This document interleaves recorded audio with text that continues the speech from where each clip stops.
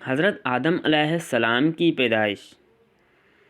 اللہ تعالیٰ نے ارشاد فرمایا، بے شک ہم نے تمہارے اصل آدم کو مٹی سے پیدا کیا، جس میں آدم علیہ السلام کے لیے مٹی لی گئی۔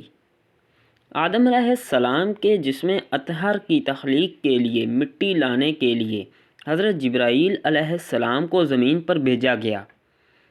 جب آپ تشریف لائے تو زمین سے مٹی لینے کا ارادہ کیا تو زمین نے بڑی عاجزی و انکساری اور گریہ وزاری سے عرض کیا، میری مٹی سے بننے والے شخصوں نے اگر خون ریزیاں کیں یا وہ جرائم کی وجہ سے جہنم میں گئے تو مجھے تکلیف ہوگی۔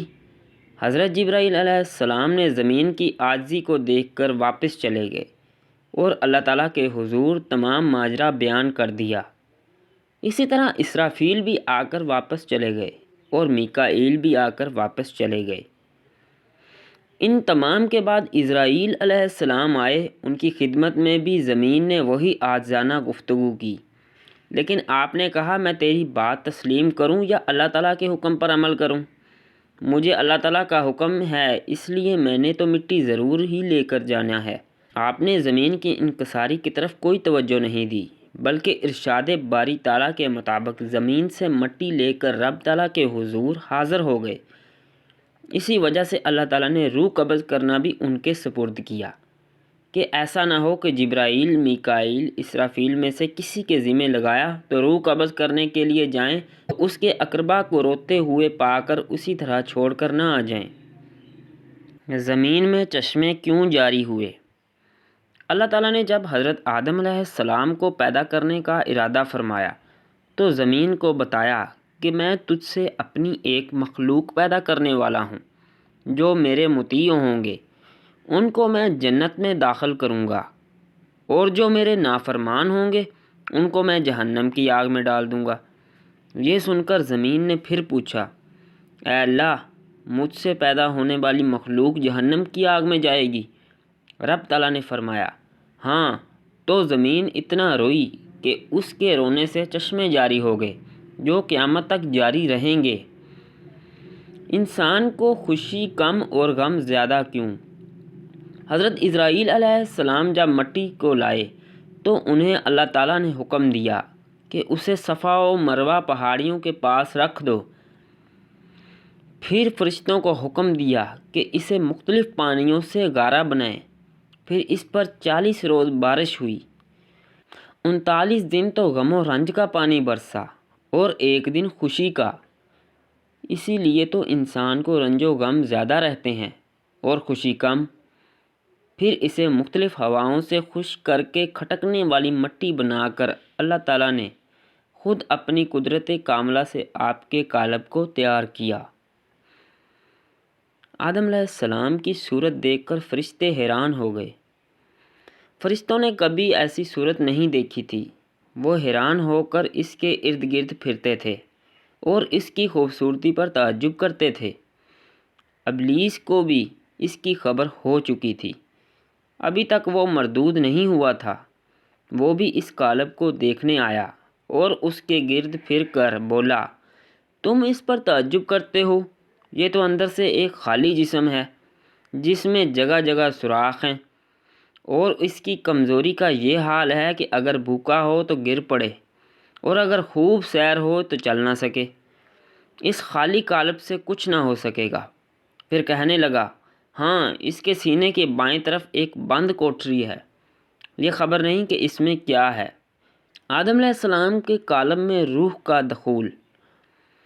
اللہ تعالیٰ نے روح کو حکم دیا، اس قالب میں داخل ہو جا اور تمام حصوں میں پھیل جا۔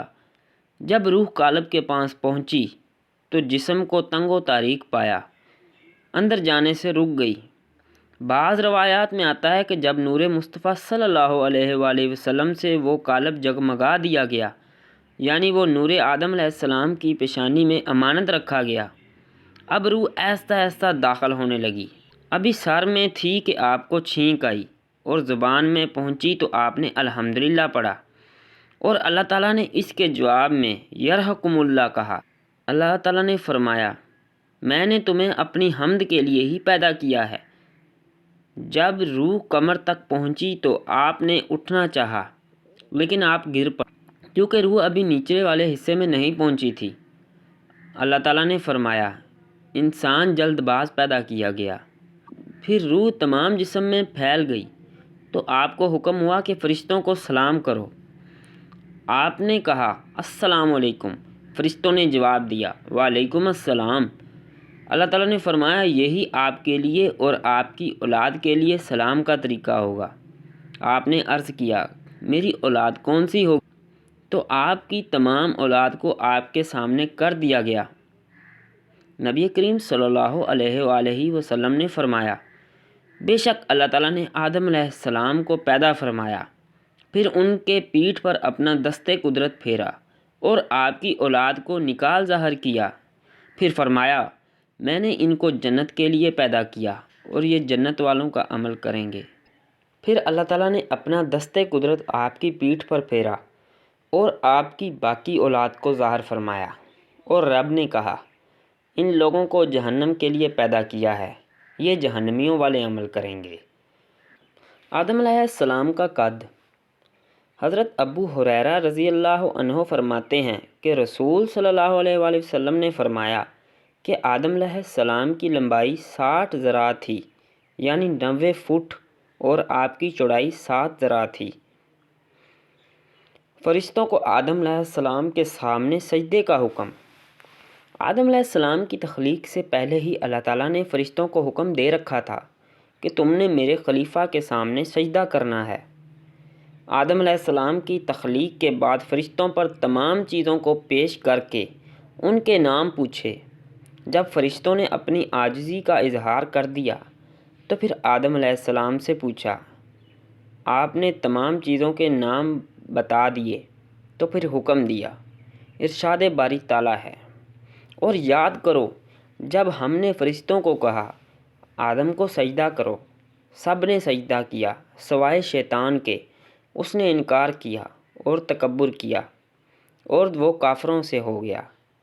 فرشتوں کو سجدہ تعظیمی کا حکم دیا گیا جیسے حضرت یوسف علیہ السلام کے سامنے آپ کے بھائیوں نے تعظیماً سجدہ کیا۔ ہمارے نبی کریم صلی اللہ علیہ وآلہ وسلم کی شریعت میں سجدہ تعظیمی حرام قرار دیا گیا۔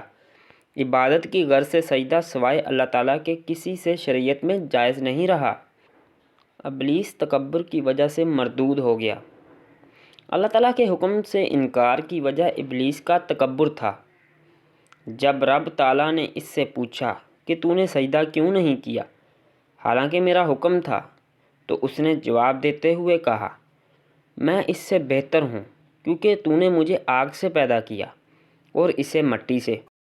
تو اس طرح ابلیس جو ہے اپنے تکبر کی وجہ سے مردود ہو گیا۔ دوستو امید کرتا ہوں کہ آپ کو میری یہ ویڈیو ضرور پسند آئی ہوگی۔ اگر میری ویڈیوز پسند آ رہی ہیں تو چینل کو سبسکرائب کرنا مت بھولیں اور ساتھ ہی ساتھ بیل آئیکن کو بھی پریس کریں تاکہ آنے والی تمام ویڈیوز آپ تک پہنچ سکیں۔ ملتے ہیں انشاءاللہ نیکسٹ ویڈیو میں، تب تک کے لیے اللہ حافظ۔